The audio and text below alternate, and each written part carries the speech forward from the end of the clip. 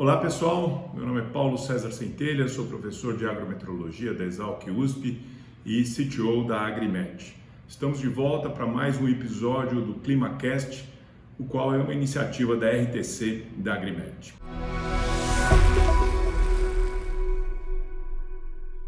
Muito bem, o que aconteceu ao longo dos últimos dias, das últimas 2 semanas, mudou bastante a perspectiva que a gente tinha das condições climáticas, especialmente para a cultura da soja no estado do Rio Grande do Sul. Mas como todo no Brasil, as condições de chuva também foram bastante variáveis. A gente já pode ver nesse primeiro mapa que a gente apresenta aqui para vocês as chuvas no mês de dezembro em todo o Brasil. A gente vê uma variação bastante grande, né? Com mais detalhes aqui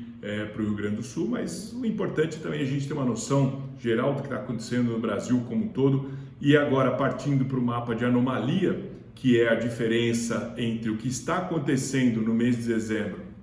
deste ano, comparado com a média dos últimos 40 anos, a gente observa aí que grande parte do país vem sofrendo com chuvas abaixo do normal. Veja que nem sempre isso representa uma condição ruim para a agricultura. Por quê? Porque normalmente nos meses de verão chove bastante, então mesmo às vezes chovendo um pouquinho abaixo do normal, isso ainda é suficiente para atender a demanda hídrica das culturas. Mas de um modo geral, o que a gente vê no Brasil, que todas as regiões brasileiras vêm sofrendo com chuvas abaixo do normal nesse mês de dezembro, sendo que no Rio Grande do Sul a situação é menos pior do que vem acontecendo principalmente na região centro-oeste, na região sudeste, nordeste e até mesmo na região norte, onde a gente observa aí anomalias bastante expressivas para a chuva de dezembro. Dando um close aí ou um maior detalhamento para o estado do Rio Grande do Sul, nós observamos nesse próximo slide que as chuvas são bastante variáveis, né? Algumas regiões aí com chuvas por volta aí de 50 a 100 milímetros, enquanto outras regiões já apresentam chuvas acima de 200 milímetros. Essa variabilidade da chuva durante esses meses de verão é muito comum, principalmente em anos de laninha, onde a gente tem aí as frentes frias passando com maior velocidade, fazendo com que o predomínio das chuvas seja de origem convectiva, ou seja, aquelas chuvas que têm grande variabilidade espacial. Em termos de anomalia, a gente observa que o estado apresenta algumas anomalias negativas, ou seja, chuva abaixo do normal, principalmente aí na região do Planalto, na região noroeste e centro, mas também pegando algumas partes da região noroeste e também no centro-sul. A gente observa que algumas poucas regiões já se encontram com chuvas acima do normal, mas isso não é a regra, é a exceção, como a gente pode ver nesse mapa. Então, a partir de agora é muito importante o que está sendo prognosticado para frente, tanto em termos de previsão de tempo como previsão de clima, e a gente trouxe aqui para vocês, como de praxe, o que vem acontecendo nas 15 principais regiões que a gente monitora aqui no ClimaCast. Então veja que, primeiramente, na região de São Luís Gonzaga, a gente vê que, apesar de terem ocorrido algumas chuvas, a gente teve longos períodos de estiagem, isso obviamente impactou a disponibilidade de água no solo, como a gente vai ver mais para frente, mas o mais importante é que daqui para frente, para os próximos 30 dias, a gente consegue ver aí praticamente 3 eventos de chuva com volumes consideráveis, ocorrendo aí agora no final do mês de dezembro, depois mais para o meio do mês de janeiro e depois novamente um outro evento de chuva mais ao final do mês, onde a gente vê aí também alguns períodos de estiagem. Isso, por um lado, reduz a disponibilidade de água no solo, como a gente vai comentar mais para frente, mas também tem que considerar o quê? Que a partir do momento que o solo sofre uma recarga de água, esses períodos de estiagem acabam sendo bons. Por quê? Porque vai ter água no solo e muita energia solar, fazendo com que as plantas tenham ótimas condições de crescimento. Então veja que esses eventos, não só os que ocorreram, mas os eventos de chuva que estão previstos, né? A gente primeiro vê aqui para São Luís Gonzaga, na sequência a gente vê para Santa Rosa uma situação muito semelhante, uma distribuição de chuvas um pouquinho melhor nesses últimos dias, né? Nesses últimos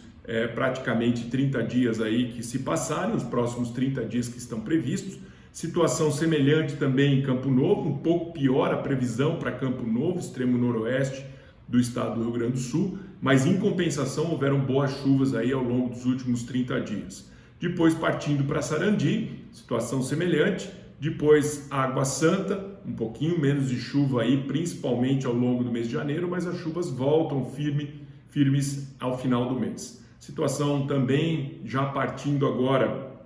para a região do Noroeste Centro, né? A gente já vê aí Não Me Toque, Birubá, ainda no Planalto, mas já partindo agora para Panambi, né? Os 3 eventos de chuva que estão previstos daqui para frente, e isso se repetindo para Cruz Alta, depois Tupanciretã, né? Com bons volumes de chuva, chegando a 70 milímetros, passando 50 milímetros nesses 3 eventos, também em Júlio de Castilhos, São Cepé já partindo para a região centro-sul do estado, também com boas precipitações, depois Caçapava do Sul, e aí diminuindo um pouco, né, a intensidade das chuvas previstas, assim como das chuvas que já ocorreram até o momento em Bagé e também em Arroio Grande. Veja que o que aconteceu nesses últimos 30 dias impactou a disponibilidade de água no solo. Então veja que esse mapa agora mostra a disponibilidade de água no solo no estado como um todo, no dia 27/12, então atualizado até o dia de hoje, em que a gente observa que a região, parte da região noroeste e parte do Planalto, numa situação de disponibilidade hídrica um pouco melhor do que vem acontecendo no noroeste centro e centro-sul, justamente em função das precipitações que foram observadas nos últimos 30 dias. Bom, mas muito importante é o que vai acontecer também daqui para frente, mesmo porque a soja que está no campo, plantada entre o dia 15/11 e finalizado o plantio aí por volta do dia 15/12, essa cultura está necessitando de água a partir de agora, com as plantas crescendo cada vez mais. Então o que a gente pode ver, em função da previsão de chuva que a gente vem observando para todos os locais, como a gente acabou de ver, é que a disponibilidade de água no solo até o final desse mês deve melhorar bastante. Então eu vejo um cenário muito favorável, onde o azul indica aqui o solo muito próximo da capacidade de campo, então ampla disponibilidade hídrica para a cultura, com uma pequena exceção lá para Arroio Grande, que vai estar numa condição ainda favorável, né? Sendo que a condição azul é muito favorável para o crescimento das plantas de soja. Depois a gente passa por um período de uma breve estiagem, então veja que vai cair a disponibilidade de água no solo, porém a partir do dia 15, meio do mês de janeiro, volta a chover bem e volta a haver uma boa recuperação da recarga ou da disponibilidade de água no solo. Então veja que as únicas exceções aí que ficam ainda em condições razoáveis é Arroio Grande no extremo sul e também Campo Novo no extremo noroeste. Bom, depois disso a gente volta a ter um período de estiagem e aí gradativamente vai havendo uma diminuição da disponibilidade de água no solo. Aqui a gente já está mostrando a condição do dia 15 de janeiro, depois partindo para o dia 20 de janeiro e fechando o mês aí perto do dia 25 com uma disponibilidade de água no solo já razoável, uma situação um pouco mais crítica, porém volta a chover no final do mês, fazendo com que a disponibilidade de água no solo volte a aumentar e aí novamente uma condição muito favorável para a cultura da soja. Bom, a partir daí a gente chega na previsão climática. E o que a gente começa a ver em relação ao que estava visto ou que tinha sido visto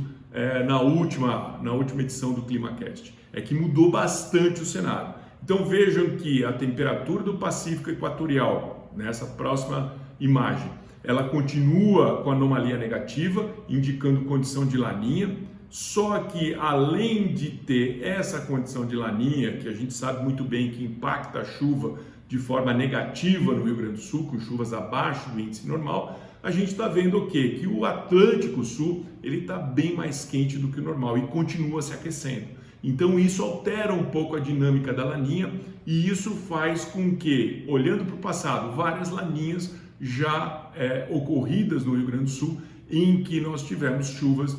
próximo da normalidade ou até mesmo um pouco acima da normalidade. Então o que a gente vê de prognóstico a partir de agora,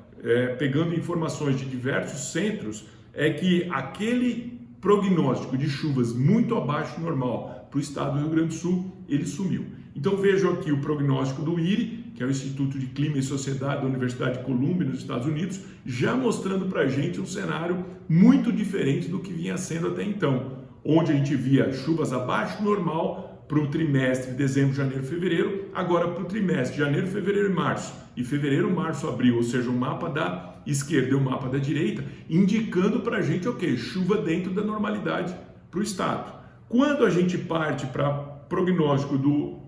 Sistema Europeu de Previsão de Tempo e Clima, que é o ECMWF, a gente vê um cenário muito semelhante, talvez com um pouco de exceção ali para o extremo sul do estado do Rio Grande do Sul, no trimestre fevereiro, março, abril, tá? Mas de um modo geral, chuvas dentro da normalidade pro estado do Rio Grande do Sul também por esse sistema de previsão. E quando a gente parte para o sistema brasileiro, aqui focando só no trimestre de janeiro, fevereiro e março, olhando o prognóstico do INEMET, o que a gente observa? A gente observa chuvas ligeiramente abaixo do normal, então a gente vê a probabilidade de ficar abaixo do normal no mapa da direita, porém o mapa da esquerda nos mostra claramente o total de chuva para esse trimestre ficando ligeiramente abaixo do normal em algumas regiões, porém ainda acima de 200 milímetros, o que é água suficiente para atender a demanda hídrica da cultura da soja nessa reta final do ciclo. Então isso traz uma expectativa muito positiva em relação à expectativa que a gente tinha divulgado anteriormente, ou seja, muda o cenário e a partir de agora a gente começa a apostar para a produtividade da soja, em termos de prognóstico da safra, num cenário mais positivo. Então, rodando os modelos de simulação de produtividade da soja para semeaduras de 15 do 11, 1 do 12 e 15 do 12,